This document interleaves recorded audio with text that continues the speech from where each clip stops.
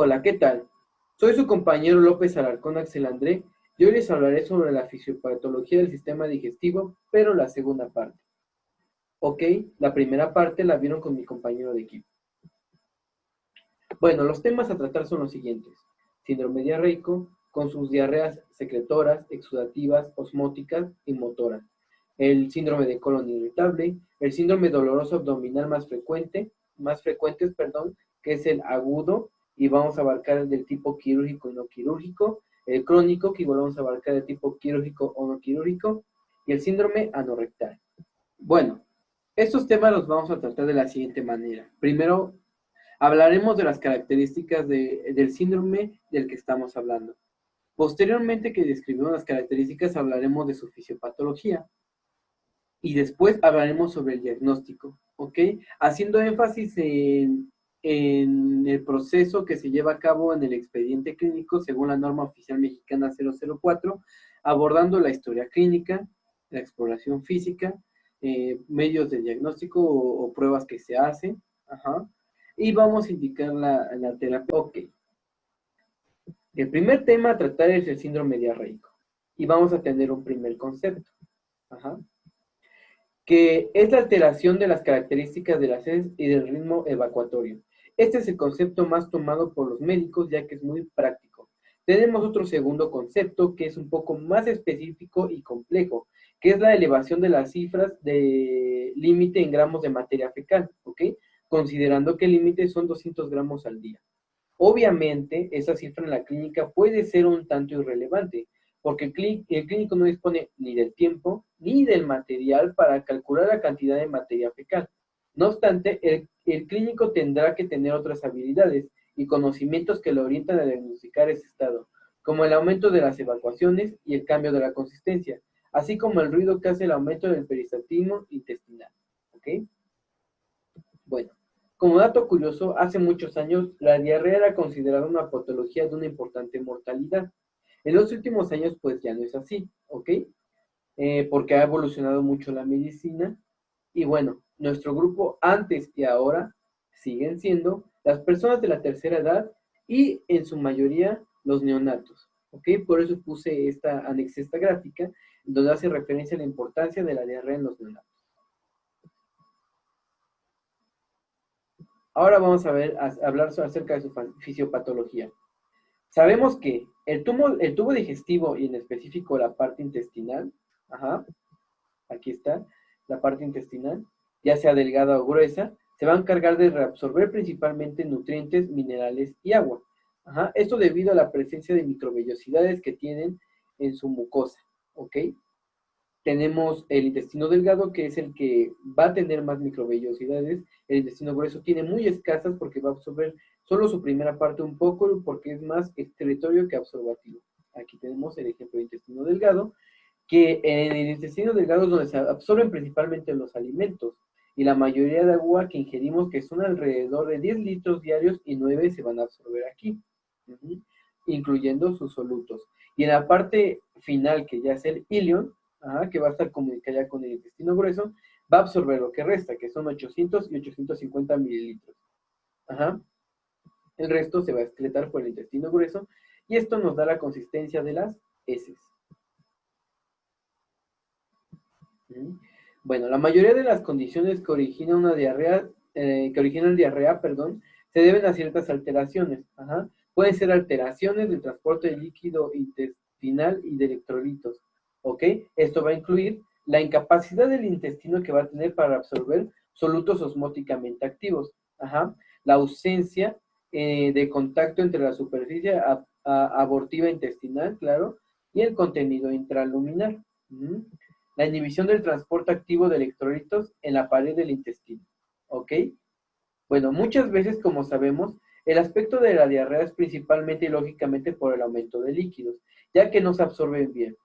Y los electrolitos, pues, van a desempeñar un papel importante en el movimiento característico de la ósmosis, que es el paso de agua de una menor concentración a una mayor concentración, llamémoslo hipotónico, a mayor concentración hipertónico, y el agua va a ir de menor a mayor pasando por una membrana semipermeable, ¿ok?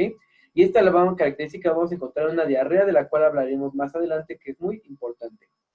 Y otra de las alteraciones, que propician a una diarrea es la secreción aumentada de líquido, ya sea pasiva o activa.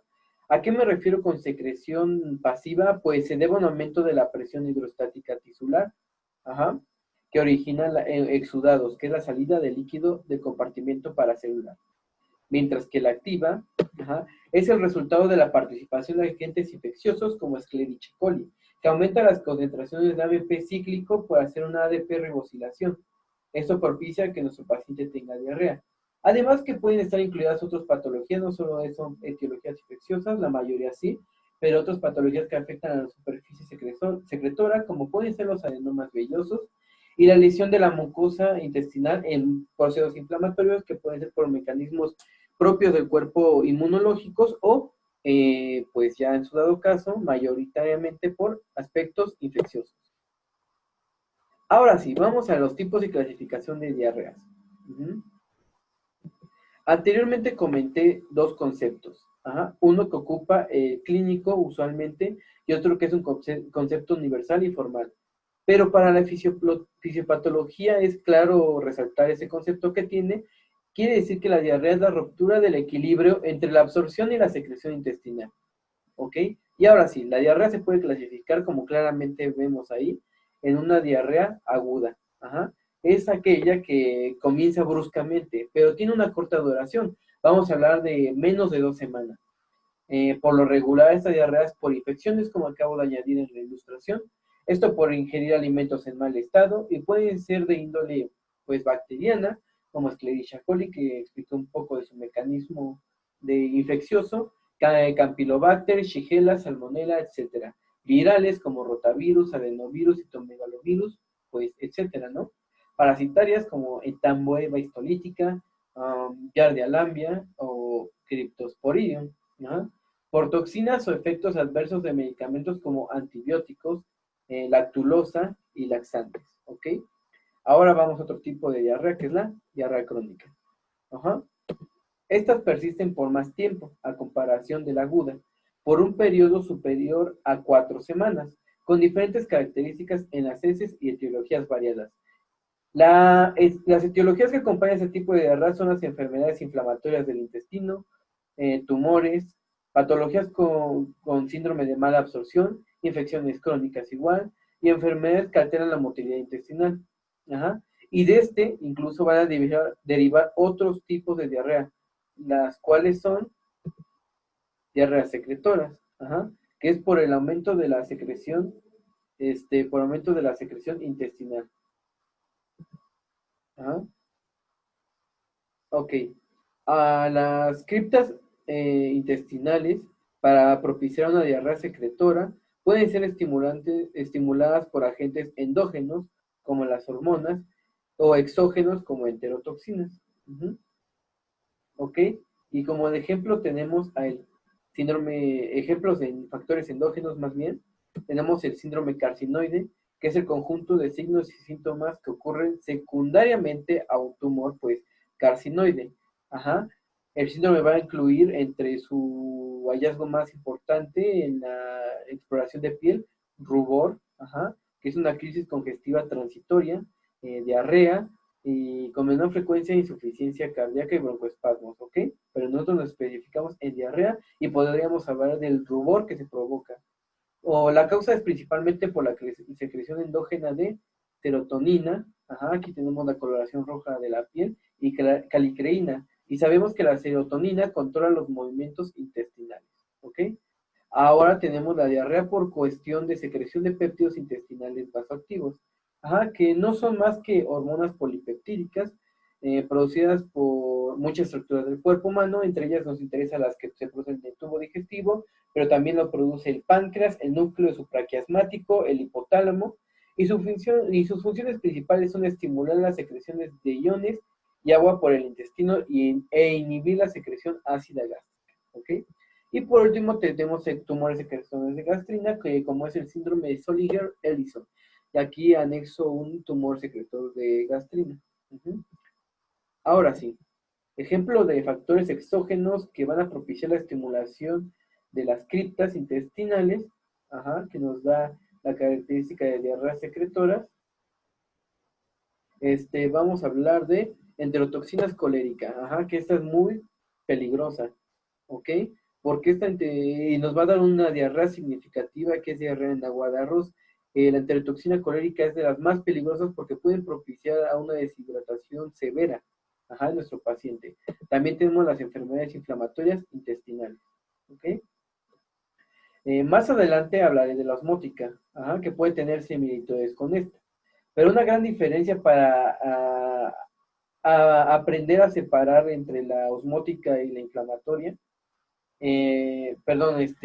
los factores exógenos de la diarrea secretora, es que esta no mejora con ayuno, claramente, y la diarrea osmótica sí va a mejorar con el ayuno. Ok. Continuando con los tipos, hablaremos de la diarrea exudativa, que se va a deber a una lesión de la mucosa con alteración de la absorción.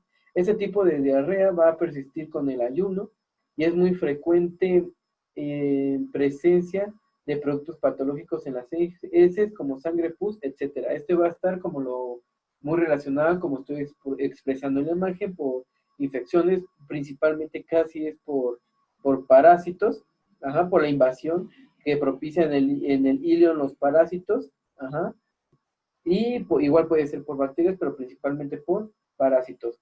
Es el tipo de diarrea con más frecuencia en las regiones rurales que no cuenta con agua potable. Produce un síndrome disenteriforme que puede iniciarse con una diarrea secretora, y después hacerse mucopiosanguinolenta, con pujos, tenesmos, fiebre elevada, gran toma del estado general y en ocasiones convulsiones, ¿no? Por la deshidratación clara que se puede llegar o por la pérdida extrema de volumen, inclusive de sangre, ¿no? Es igual una de las más peligrosas. Y ahora sí, pasamos a la diarrea osmótica, en donde se debe a que no se absorben algunos solutos y eso provoca que haya retención de agua en la luz intestinal, porque aumenta la osmolaridad, la concentración en la luz, y por eso, como dije en la osmosis, va a ir de menor a mayor concentración del agua. Ok, puede ser en la osmolaridad intraluminar puede ser causada por elementos exógenos que nos absorben debido a la alteración de la digestión. Aquí tenemos un ejemplo de osmosis y cómo pasa el agua por la membrana semipermeable. Hay algunos alimentos que van a propiciar a esto, que no haya una adecuada absorción de solutos, que es consumir muchos hidratos de carbono, lactulosa, el consumo de antiácidos, de laxantes, o simplemente una deficiencia de la mucosa intestinal. Pasamos a la diarrea motora, que como se esperaría, es por una hipermotilidad intestinal. Esta diarrea se caracteriza por un transporte rápido de los alimentos a la luz y ocasiona que los nutrientes no sean aprovechados por el organismo. Las posibles causas van a ser, después de una cirugía de tubo digestivo, ¿ok? Hipertiroidismo y hipertiroidismo e hiperparatiroidismo. Crecimiento anómalo de bacterias por enfermedades como la diabetes, enfermedad inflamatoria del intestino, algunas neoplasias, claro. Y encontré algo muy curioso, ¿ok? ¿Por qué se provoca una hipermotilidad intestinal en algunas neoplasias o enfermedades inflamatorias o incluso en crecimiento bacteriano? Pues bueno, recordemos que los macrófagos en el intestino son los que llevan a cabo acciones de defensa de nuestro organismo. Si detectan células neoplásicas, las eliminan, así como generar inflamación en caso de los procesos inflamatorios. Esto es debido a que activan a los macrófagos por la señalización del canal TRPV4 que provoca el alto peristaltismo. Esto lo anexé en un artículo que está en la bibliografía básica, que es el punto 6, porque si se quieren indagar más en este tema, pues les dejo el artículo ahí, ¿ok? Después tenemos las diarreas inflamatorias, que es el daño del epitelio absorbativo o de la liberación de citocinas como los leucotrienos, prostaglandinas, la histamina, y se acompaña siempre de fiebre, dolor y hemorragia digestiva. Como ejemplo, la enfermedad de Crohn y la colitis ulcerosa. Continuando con los tipos de diarrea, pasaremos a otro tipo de diarrea, que es la diarrea de mala absorción, ¿ok? Que se da por alteraciones en el proceso de transporte, ya sea por deformación de la mucosa o por ciertas etiologías. Es el tipo de diarrea muy importante por tener las características de ser una de las más mortales. Ahorita veremos por qué es una de las más mortales, y puede estar relacionada con patologías graves, ¿ok? Puede ser, las posibles causas de esta diarrea son anomalías en el drenaje linfático, insuficiencia pancreática, contaminación intestinal por sobrecrecimiento bacteriano, características de las patologías. Aquí ya vamos a empezar a ver las características y veremos por qué es muy, muy peligrosa. Vamos a tener una pérdida de peso extrema, déficit nutricional porque no se aprovechan bien los nutrientes al momento de ingerir alimentos, anemia, hipoalbuminemia e hipocalcemia. Y una de las características muy importantes es que presenta diarrea con heces de tipo atorreicas, que quiere decir que las heces estén en una consistencia pues grasosa, y esto propicie a que floten, ¿no?, en el agua como tal. Ahora sí, pasaremos al diagnóstico. Un adecuado diagnóstico comienza con una excelente historia clínica. La mayoría de las diarreas se diagnostican desde la historia clínica y no necesitarán otros métodos más complejos. A continuación agregaré pues los puntos importantes como que podrían entrar en la elaboración de la historia clínica y no agregaré todos los pasos. Son muy importantes todos los pasos de la historia clínica para detectar otras patologías, pero en este caso del síndrome diarreico pondré solo algunas, ¿ok? Vamos a empezar con la ficha de identificación, ¿ok? En donde nos va a interesar la edad del paciente, porque, por ejemplo, las diarreas son más peligrosas, son más mortales en algunas personas de ciertas edades, como hablé de los neonatos y de las personas de la tercera edad, ajá. Además, son muy comunes en niños porque, pues, los niños andan ingiriendo cosas que están en mal estado, nos abre un campo igual a la edad de datos epidemiológicos. Hablaremos del domicilio actual. Nos podría inclinar a saber en el área geográfica en el que habita, si es rural o urbana, por cuestión de enfermedades diarreicas que pueden ser de carácter infeccioso. ¿Ok? Tal vez nuestro paciente no cuenta con agua potable, como dije en el caso de la zona rural, por el lugar en el que vive, y eso propicia infecciones como el tipo parasitarias y genera una diarrea. Ok, la ocupación.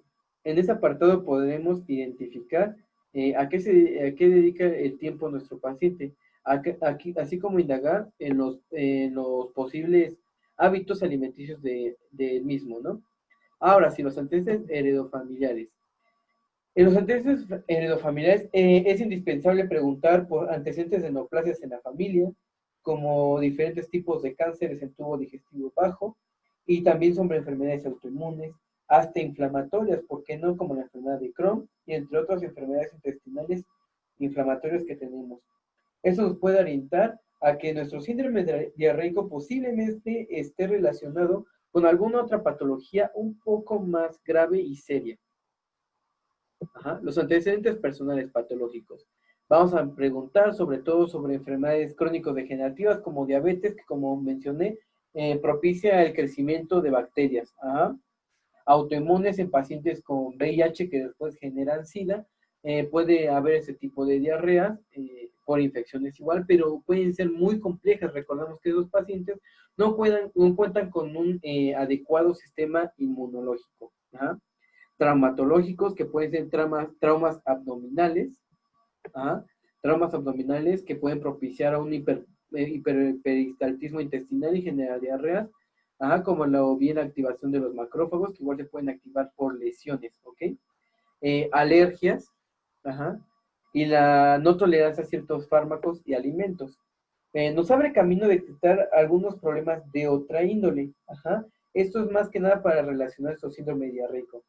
Se puede, porque las personas que no toleran los alimentos dulces o consumen muchos AINES de inhibición de las dos enzimas COX-1 y COX-2, propician a tener más diarrea por lesiones en el tubo digestivo. Las personas, como no terminé la idea, perdónenme, que las personas con úlceras pépticas al ingerir alimentos dulces hay una no tolerancia de estos mismos, ¿ok? Ahora sí, los quirúrgicos. Los quirúrgicos son bastante importantes porque usualmente por ciertas cirugías que implican un tubo digestivo o cualquier otra puede producir diarrea. En las hospitalizaciones previas Aquí volvemos a hacer hincapié si nuestro paciente no tiene problemas del sistema digestivo o sistemas relacionados con él, como el nervioso, ajá, sistema inmune, ajá, problemas hepáticos, problemas en páncreas. Y toxicomanías, ¿no? Como siempre se tienen que preguntar las toxicomanías porque el cigarro y el alcohol pueden propiciar enfermedades hepáticas e intestinales que pueden generar un tipo de diarrea. Los antecedentes personales no patológicos. Vamos a preguntar sobre su vivienda, ajá, si tiene todos los servicios como el agua potable, hacemos otra vez hincapié, porque puede propiciar infecciones como Yardia lamblia, si tiene luz, si sus materiales son, tiene materiales buenos, perdurables su casa, ajá, su baño, por ejemplo, hay personas que defecan a ras del piso y eso lo propicia a infecciones parasitarias, ¿no? También sus hábitos alimenticios son muy importantes, ajá, porque nos van a decir si consume alimentos en buen estado o en mal estado, ¿no? Y esto lo propicia también si come en la calle o come en casa. En los que personas que comen en la calle por lo regular son alimentos que están con mala higiene, ajá, y pues los propicia tener infecciones parasitarias o bacterianas. Me saltó un rubro que es el higiene. El higiene también nos habla de la persona, ajá, de cómo es y si lava los alimentos, ajá, y los tiene bien. Alcohol y tabaquismo igual es muy importante. Ajá, nos hablará sobre el hábito de ingerir alcohol, cigarros o otra droga que pueda generarle un síndrome diarreico. Ajá. Sus hábitos de viaje, igual, para ver si no ha viajado últimamente. Y esto lo relacionamos comúnmente con la patología de la diarrea del viajero, que hablé en un principio por Escherichia coli enterotoxigénica. Ajá, si consume algunos fármacos, si tiene pues, ahora sí que la costumbre de ingerir fármacos como AIDES. Ajá.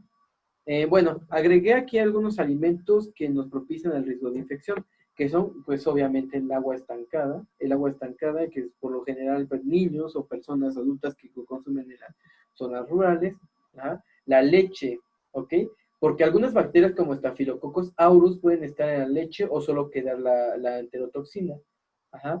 El huevo, el pollo, que es muy relacionado con la bacteria Campylobacter, ajá, el pescado, inclusive que nos puede infectar con bacterias de la familia Vibrio, como el cólera, que es muy peligrosa, ajá.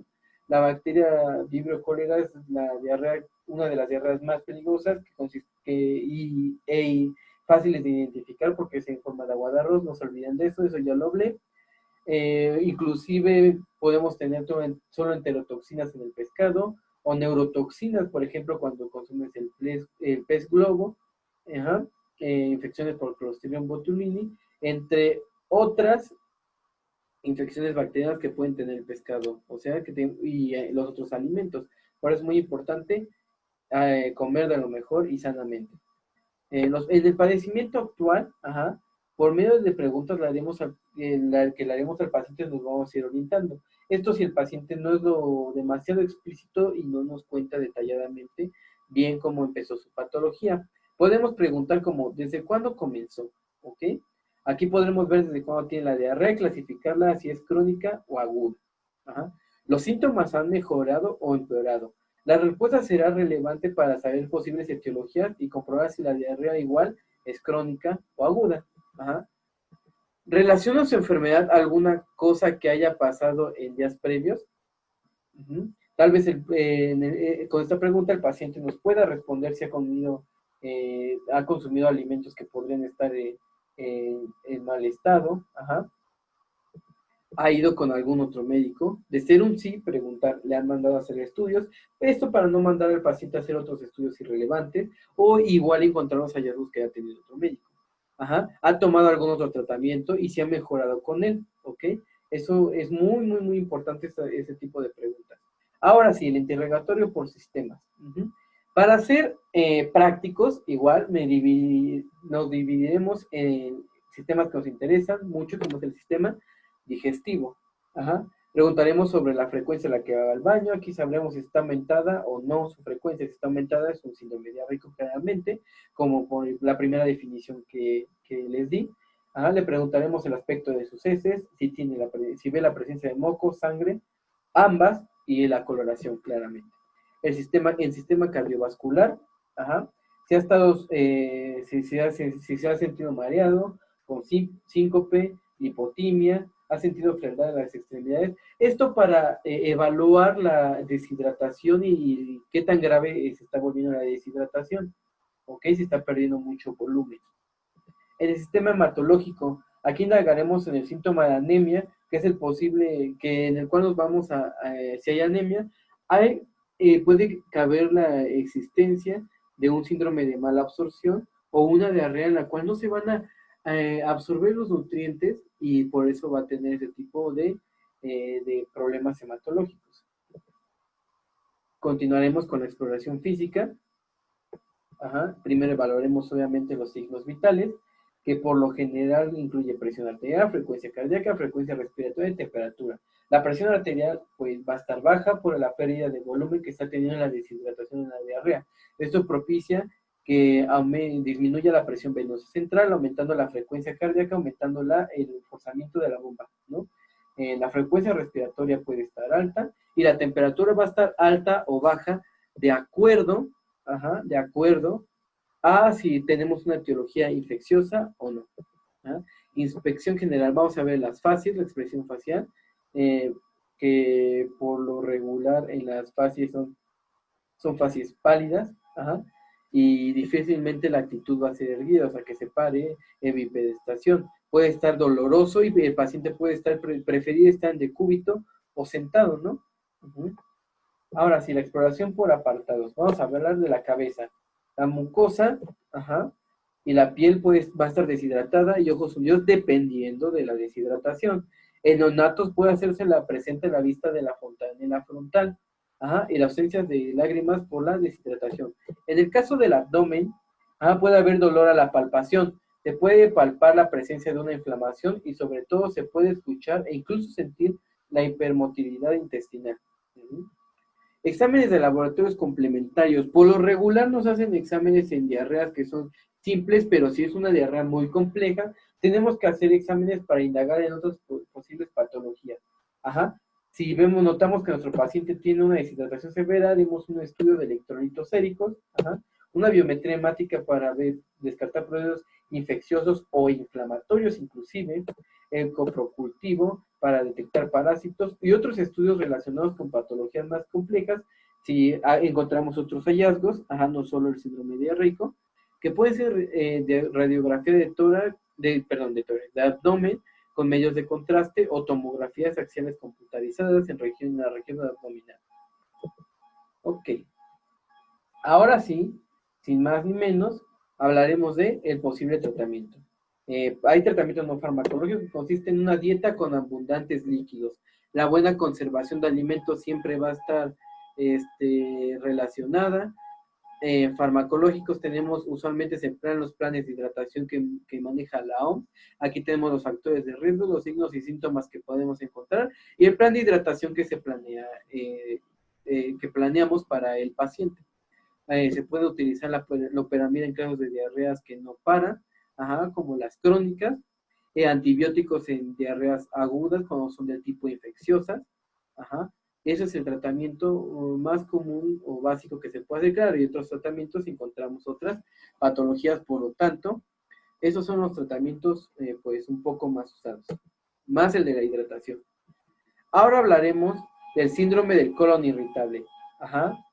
Entonces, el síndrome de colon irritable no es una sola enfermedad, sino un grupo de síntomas que resulta de diversas patologías.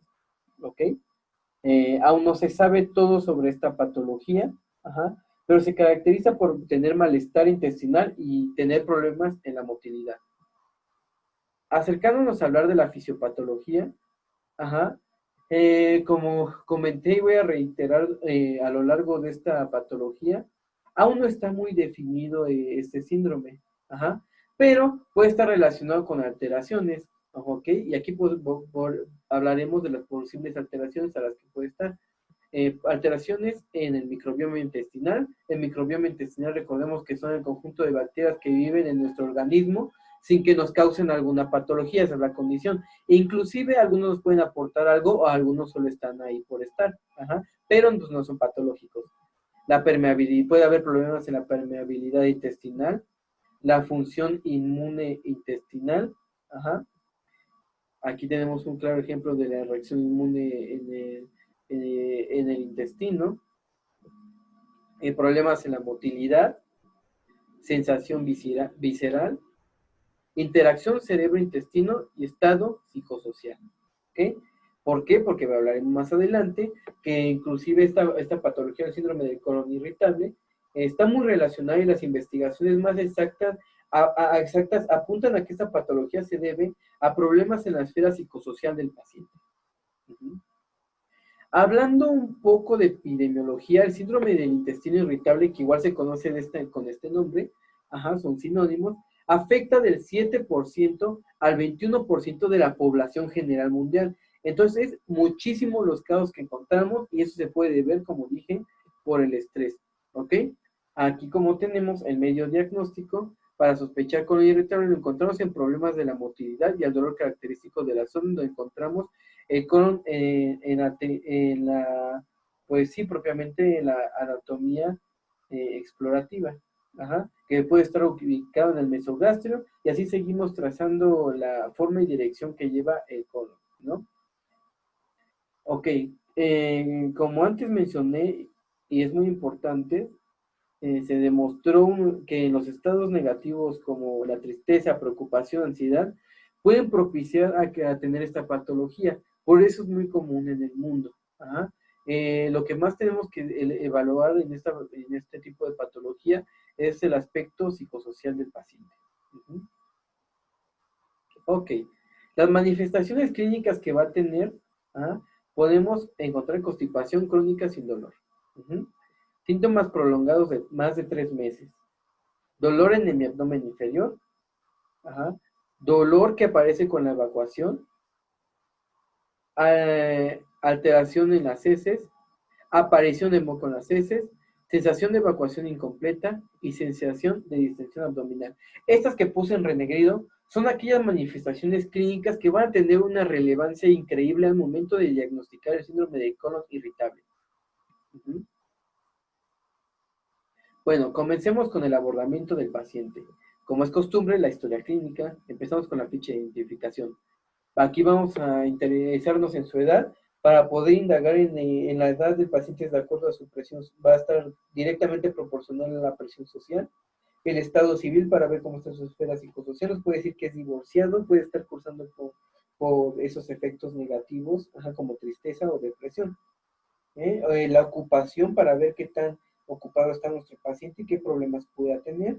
Y el domicilio nos puede orientar un poco, no guiarnos igual por los prejuicios, los médicos, pero nos puede guiar un poco a saber el estado socioeconómico del paciente. En los antecedentes de los familiares vamos a ver la presencia de enfermedades neoplásicas en la familia. Lo mismo, problemas en el sistema digestivo, autoinmunes, enfermedades inflamatorias intestinales, ¿ok?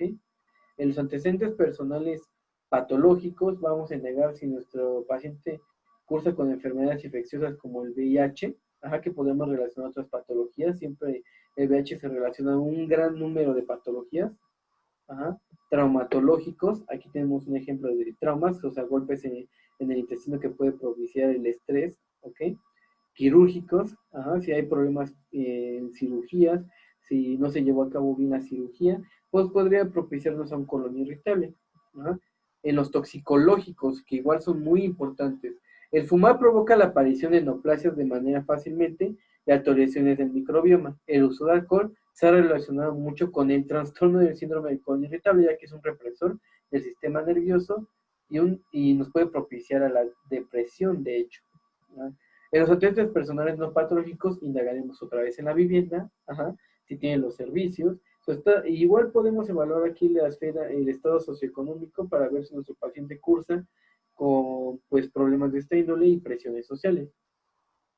Si los alimentos son en calidad y cantidad, porque hay algunos alimentos que expresa la guía de práctica clínica que nos van a propiciar a presentar el síndrome del colon irritable, como es la ingesta de alimentos con alto contenido calórico, el exceso de comer fruta y el exceso de leguminosas como el frijol.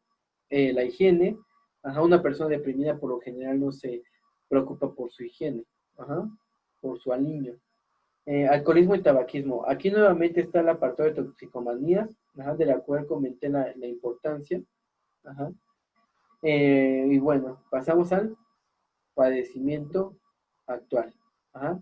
Queda narración propia del paciente que nos hablará sobre su patología y esto nos va a orientar mucho al posible diagnóstico que vamos a hacer, ¿ok? Algunos pacientes no son implícitos, digo explícitos, y por eso vamos a tener que hacer unas posibles preguntas que nos orientan. Le preguntaremos, ¿desde cuándo se siente así? ¿Con qué síntomas comenzó? ¿Ha ido mejorando o empeorando? ¿Relaciona su malestar con algún otro suceso? ¿Últimamente se ha sentido angustiado? Aquí evaluamos el estado psicosocial. Ajá. Presenta pocas evacuaciones, cambia en consistencia y sus heces, su molestia acaba cuando defeca. Ok, ¿cuándo termina de defecar? ¿Siente que evacuó lo suficiente? Si se dan cuenta, estas preguntas que estoy haciendo son preguntas que van dirigidas a las manifestaciones clínicas que dije que eran muy clásicas de esta patología. Muy bien. Continuando con la exposición, ahora nos indagaremos en el interrogatorio por sistemas, en el cual nos vamos a basar más que nada en el intestino, ¿no? Vamos a preguntar cosas como ¿cada cuándo evacúa? ¿Cómo son sus heces? ¿Ha notado la presencia de parásitos? ¿Tiene pujo? Meteorismo. Meteorismo, recordemos que es la presencia de gas en la víscera que va a hacer que nuestro paciente sienta como presión, ¿ok? ¿Ha notado la presencia de mocos o sangre en las heces? ¿Ok? Estas son las preguntas más específicas que se van a hacer. Y ya al momento de llegar a la exploración física, básicamente la exploración es un poco irrelevante, no nos orienta mucho al diagnóstico, pero haremos la exploración completa cuando encontremos otros hallazgos que nos puedan orientar a otro tipo de patología más compleja, ¿ok? Vamos a empezar con la exploración del abdomen, en el cual encontramos dolor a la palpación en la región del colon sigmoide, y esto es lo que vamos a encontrar básicamente. Ok, aquí puse los puntos anatómicos que hay en la anatomía explorativa del abdomen y las posibles patologías. Es indispensable que se aprenda esta imagen, porque igual vamos a hacer referencia al síndrome doloroso abdominal más adelante. Las pruebas complementarias, por lo regular no se hacen, por lo regular el síndrome del colon irritable queda en la esfera psicosocial y en una adecuada historia clínica, y parte de la exploración física, ¿por qué no? Pero las pruebas complementarias es por si encontramos otros hallazgos de otras patologías y pues hacer esas pruebas para relacionarlas, ¿ok? Nos pueden ayudar a excluir ciertas sospechas de patologías, como dije, y vamos a tener entre ellas el corpocultivo, para encontrar parásitos, y la fibroconoloscopía, que se hace en pacientes mayores de 50 años, en los cuales tienen el riesgo de padecer neoplasias en el intestino. El tratamiento hay un tratamiento no farmacológico, que es la dieta, siempre hablaremos de la dieta porque recordemos que en el intestino irritable, el consumo de alimentos ricos en azúcares, inclusive frutas en exceso, y las leguminosas como los frijoles propician esta patología. Los aspectos en tratamientos farmacológicos vamos a tener los antiespasmodíticos como butilglicina, la cual puede estar acompañada de loperamida en caso de diarrea, o psyllium plántago en cuestiones de constipación. Y antidepresivos, pero eso va a estar, ese tratamiento con antidepresivos va a ser cuando tratemos al paciente que tiene un trastorno en su salud mental. Ok, ahora sí pasamos al último tema, que es el síndrome doloroso abdominal. Ok, es un síndrome de concepto inespecífico que va a englobar una serie de manifestaciones en el dolor abdominal. Ok, aún no se tiene un consenso exacto para definir el tiempo de duración y clasificar el síndrome. Pero es lógico comprender el grado de dificultad de la etiología. Si un paciente llega a consulta y refiere que el dolor aumenta de intensidad, en poco tiempo claramente podemos hablar de un dolor pues agudo y explorar otras alternativas de diagnóstico. Este síndrome por lo general nos orienta a otras patologías, como hablamos anteriormente en su inicio de la diarrea, y que igual nos puede hablar de otras patologías. Las características son El dolor abdominal no tiene localización específica, ¿ok? Si ya hay un punto específico, ya hablamos de otra patología un poco más grave. Ajá. Es muy común en mujeres. Ujú. Y no tiene ningún otro signo. Ajá. Si se presenta alguno, tenemos que hacer diagnósticos diferenciales. Ajá.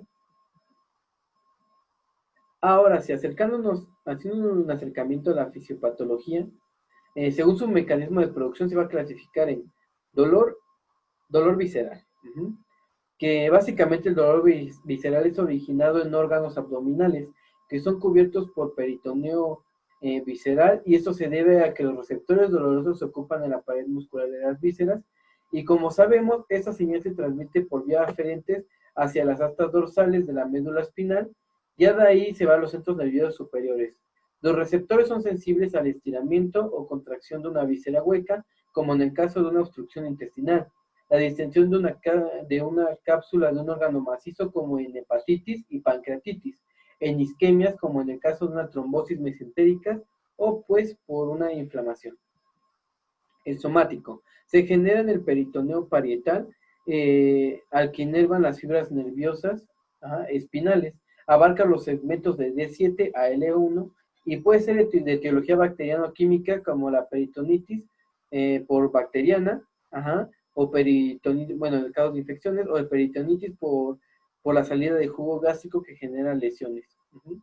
Acompañado de un espasmo reflejo de la musculatura abdominal, y es intenso y de aparición brusca. El dolor referido, por otra parte, surge en estructuras viscerales y se percibe a distancia del órgano afectado. Termina en el asta dorsal, de igual manera, como sabemos, si abarcamos un poco sobre el sistema nervioso, toda la propiocepción y todo la percepción, se van a ir a las astas dorsales, ¿ok? Por lo tanto, en este dolor referido, como se percibe tanto dolor por muchas señalizaciones, el sistema nervioso central es incapaz de discriminar entre estas señalizaciones y termina irradiando la sensación de dolor en la piel. Ahora, la clasificación del dolor por duración es que el dolor abdominal se va a clasificar en dolor abdominal agudo. Que sus características es menor de 7 días. Puede estar provocado por etiologías de origen intraperitoneal o extraperitoneal. Aquí puse un ejemplo del peritoneo en la cavidad peritoneal. Y las posibles causas pueden ser causas infecciosas, ¿no?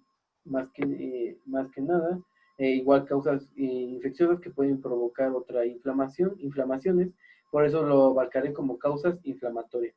Y aquí encontramos patologías como la peritonitis, que ya hablamos en su momento, que puede ser peritonitis primaria, que es por la infiltración de bacterias en la cavidad peritoneal, o la peritonitis secundaria, que es la perforación de una víscera hueca.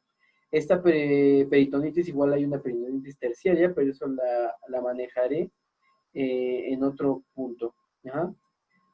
Lupus eritomatoso sistémico, la fiebre mediterránea familiar. ¿Okay? La apendicitis, igual tenemos la apendicitis aguda, que es una enfermedad inflamatoria aguda en la apéndice vermiforme, que por lo general va a ser un localizado. Aquí ya tenemos una característica que es localización. Dije que al principio el síndrome de dolor abdominal no tiene ubicación exacta, pero sí.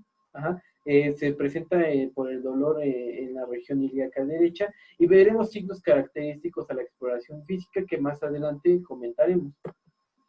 También podemos encontrar colecistitis aguda.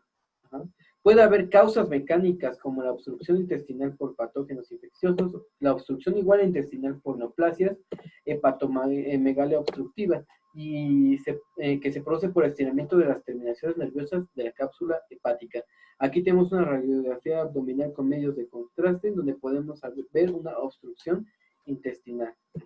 También podemos tener por hemoperitoneo, que ahora es una causa muy importante y muy peligrosa, que es la presencia de sangre libre en la cavidad peritoneal.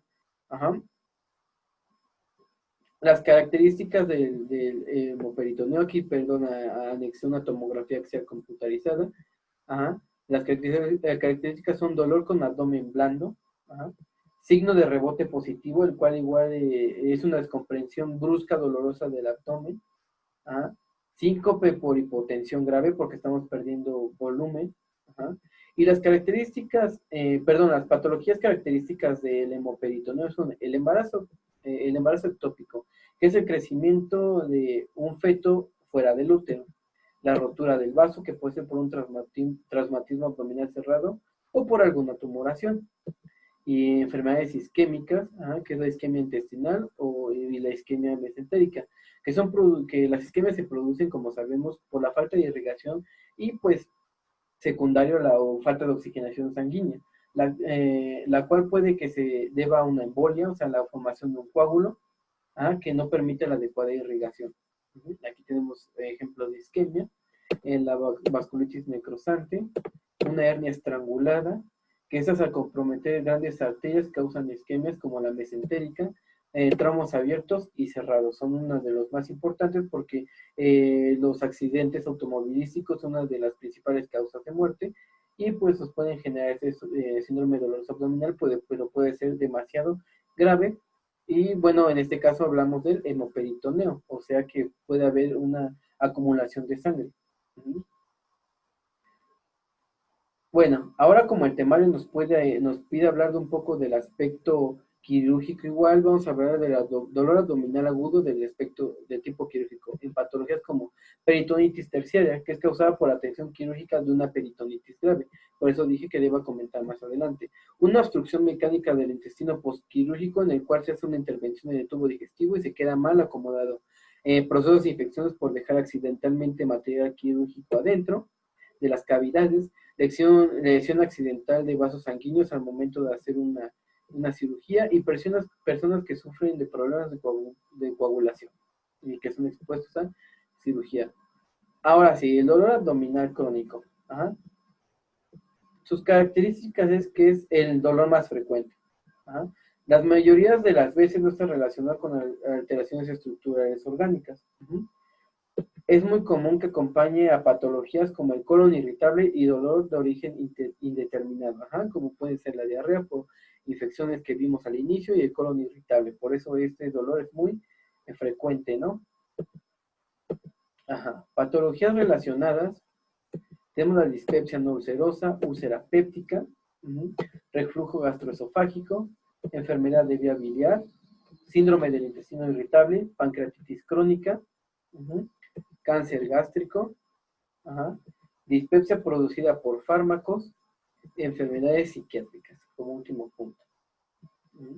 Ahora hablaremos del dolor abdominal crónico quirúrgico, que se está dando por patologías como infecciones nosocomiales postquirúrgicas, por una mala antisepsia, lesiones intestinales al momento de realizar el procedimiento, mala acomodación de los intestinos después de una cirugía. Y el temario nos pide por último tema hablar del síndrome anorrectal. Las características es que es muy común presenciar esta patología en hombres. Muchas veces se produce dolor anal, sangrado o secreción en la región perianal. Es muy característico en infecciones por parásitos, ¿no? Aquí puse un ejemplo de Giardia lamblia, aunque en realidad son otro tipo de parásitos. La clasificación. Este síndrome anorrectal se va a clasificar en 3 condiciones. En el síndrome del músculo elevador del ano, que se caracteriza por sensibilidad a la palpación del músculo elevador del ano, dolores que duran 30 minutos o más, ¿ok? El dolor es una sensación de presión o dolor, o dolor vago y sordo en la parte alta del recto, que a menudo es peor por la posición sentada que en la posición de pie o acostada. El dolor anorrectal no especificado es otra forma de clasificación, que es tanto como el síndrome del elevador del ano y dolor anorrectal. No específico, son pacientes que cursan con dolor crónico, como lo ilustra la imagen. No se cursa con sensibilidad a la palpación del músculo elevador del ano.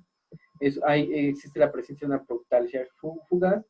El dolor es leve y no es para nada recurrente. ¿Okay? Se han hecho estudios complementarios en los cuales se ha encontrado que los pacientes que sufren ese tipo de dolor están relacionados con pacientes que tienen conductas depresivas. La fisiopatología. Ujú.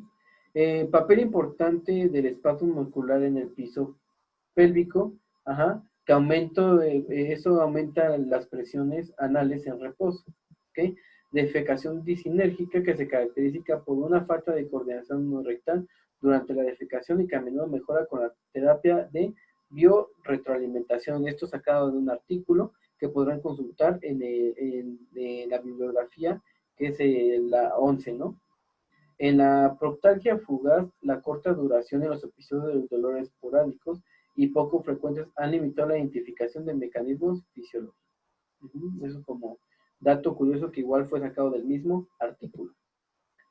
Patologías comúnmente asociadas a esto es la enfermedad hemorroidal, ajá, la fisura anal, el absceso perianal, los síndromes de proctalgia, el prurito anal, ajá, algunas prácticas sexuales y conductas sexuales que pueden ocasionar este trastorno, por lo regular igual en personas homosexuales, en parejas homosexuales y igual en dados casos en heterosexuales, es indiferente, ¿ok? Espasmos del elevador, del músculo elevador del ano, síndrome puborectal, ajá, que es una contracción involuntaria del músculo puborectal. Síndrome de piriformis, que ese síndrome es en el cual el músculo piriforme ubicado en los glúteos irrita al nervio ciático. Uh-huh. Ahora sí, abordamiento de la patología del paciente, empezaremos con el diagnóstico. Uh-huh. La historia clínica. Empezamos con la ficha de identificación. En este punto nos interesa la edad, ajá, puesto que hay ciertas patologías que se encuentran dentro de un grupo de edad. La ocupación, sabremos a qué se dedica el paciente, así como indagar un poco en sus hábitos. La escolaridad para saber cómo nos vamos a dirigir a nuestro paciente. Uh-huh. Los antecedentes heredofamiliares. Hablaremos de enfermedades autoinmunes, ajá, crónico-degenerativas, antecedentes familiares de problemas de coagulación. Ajá. Esto para comenzar a relacionar su síndrome doloroso con alguna patología, porque normalmente el síndrome doloroso se va a relacionar con otras patologías, más que ser un simple síndrome doloroso. ¿Sí? En los antecedentes personales patológicos preguntaremos por infecciones, ajá, para saber si cursa con VIH. Como dije, el VIH nos va a llevar a muchos tipos de patologías. Ajá. Y por otras infecciones que provoquen síndrome doloroso abdominal como la hepatitis. ¿Sí? Nuevamente, enfermedades crónicos degenerativas como hipertensión en nuestro paciente, que puede generar un dolor agudo exógeno. Traumáticas, ajá, y que podría ser uno de los rubros más importantes de todos, ya que la mayoría de los pacientes refieren dolor abdominal por algún trauma, ya que los accidentes, como he estado reiterando en estos temas, los accidentes automovilísticos son muy comunes. En los quirúrgicos es otro rubro importantísimo. Recordemos que hay dolores, ajá, síndrome doloroso abdominal, perdón, de tipo quirúrgico. Aquí veremos sus antecedentes, si ha sido intervenido, si se ha sido intervenido en el sistema digestivo, cirugías que impliquen el sistema digestivo como tal. Uh-huh. Hospitalizaciones previas, veremos si tiene otros antecedentes, otras patologías y hallazgos que se hayan hecho anteriormente para correlacionar nuestro síndrome doloroso con alguna enfermedad. Ajá. Las transfusiones previas, ajá, es la primera vez que añado este punto, pero es vital saber aquí que si nuestro paciente no ha perdido, puede que nuestro paciente haya perdido cantidades importantes de sangre, por eso se le transfundió, y esas cantidades importantes que perdió de sangre pudieron haber propiciado una isquemia. Uh-huh. Ahora sí,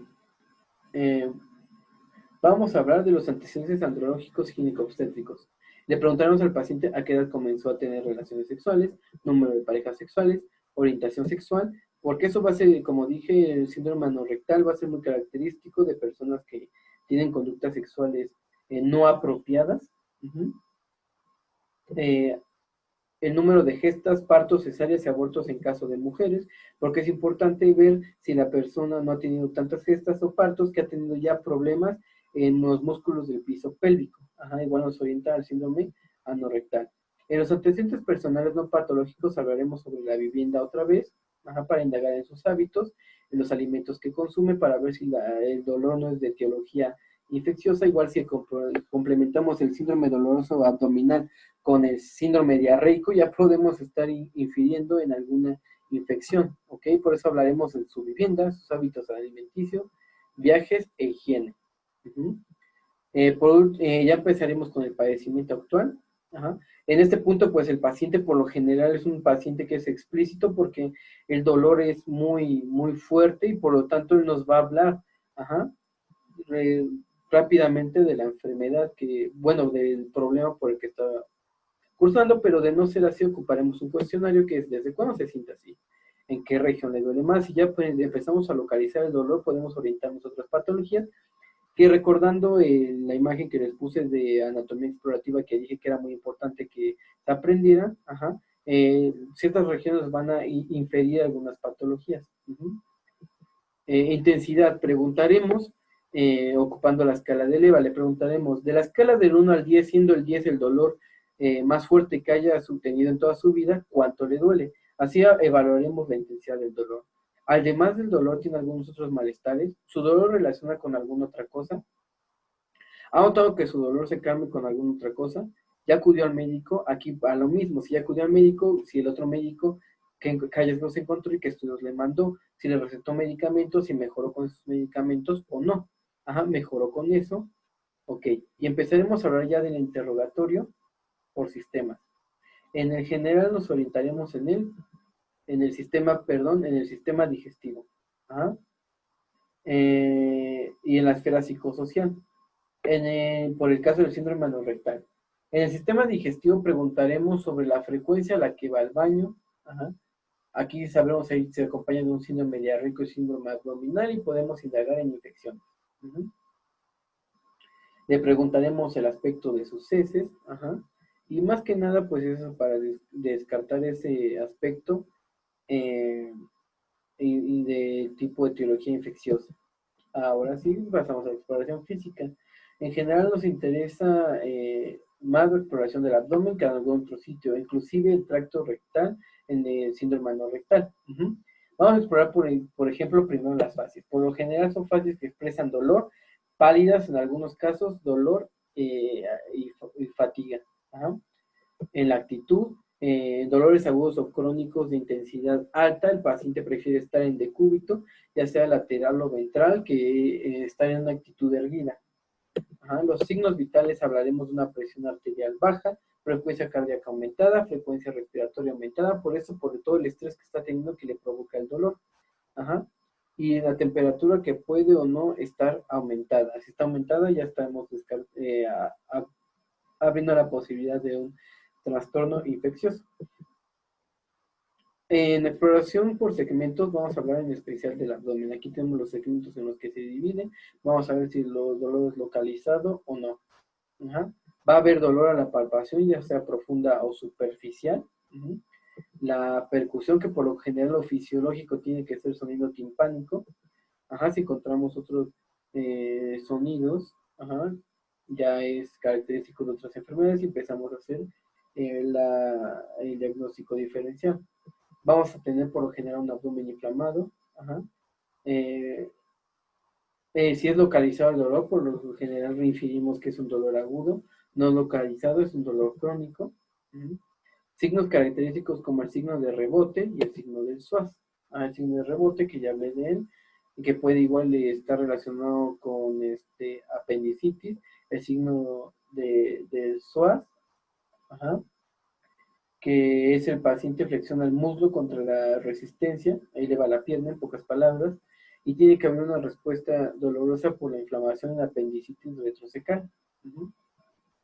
Pruebas diagnósticas. Por lo general, si inferimos solo el síndrome doloroso abdominal y no encontramos ningún otro hallazgo de peligro y el paciente pues solo refiere el dolor pequeño, no vamos a hacer pues obviamente pruebas diagnósticas, pero si encontramos otros datos de interés médico, pues ya haremos las pruebas diagnósticas adecuadas, como es la radiografía de abdomen con medio de contraste, ajá, para ver lesiones, biometría hemática en caso de infecciones, dímero D para confirmar un proceso inflamatorio y los tiempos de coagulación para ver cómo anda nuestro paciente en coagulación y no hablar sobre isquemias por la formación de trombos. El tratamiento, básicamente, como el dolor abdominal es un síndrome que nos orienta a diversas patologías, hablar de un tratamiento específico es muy difícil. Por lo tanto, tendríamos que indagar si el síndrome doloroso se debe a otras causas y de ser así tratar, pues ya la patología, cuando acomodamos todos los síndromes, encajan en una patología, tenemos el diagnóstico de certeza de la patología y ahora sí tratamos. Si solo es el síndrome doloroso, pues podemos dar medicamentos para el dolor. Ajá. Puede ser igual, como dije, si está relacionado a procesos de infección, damos antibióticos, pero el uso de AINES que inhiban la enzima ciclooxigenasa 1 y 2 no están recomendables. ¿Por qué? Porque la ciclooxigenasa 1 se ocupa del mantenimiento de la mucosa intestinal, entonces lesionaríamos más la mucosa más que ayudar, aunque los AINES son recomendados para tratar el síndrome doloroso, por eso utilizamos más selectivos de la ciclooxigenasa 2 como el diclofenaco, meloxicam o Selexid. Aquí tenemos la imagen de meloxicam. Muchas veces el dolor está relacionado a úlceras gástricas. Por eso podemos utilizar medicamentos como omeprazol, hidróxido de aluminio y el subsalicilato de bismuto. Pero claro, tenemos que hacer el diagnóstico de certeza, un diagnóstico diferencial y poner el síndrome doloroso en la patología de úlcera gástrica para poder dar estos medicamentos. En caso de intestino irritable, que puede ser relacionado igual con el síndrome doloroso, damos medicamentos como butildiosina. Y ya. Bueno, aquí les puse la bibliografía básica que utilicé de los artículos. Ok, aquí le anexé y les puse los subíndices en los artículos que les dije que era de gran importancia, las guías de práctica clínica utilizadas y bueno, las bibliografías de las imágenes, ¿no? Por último, que son muchísimas. Y de antemano, pues muchas gracias por su atención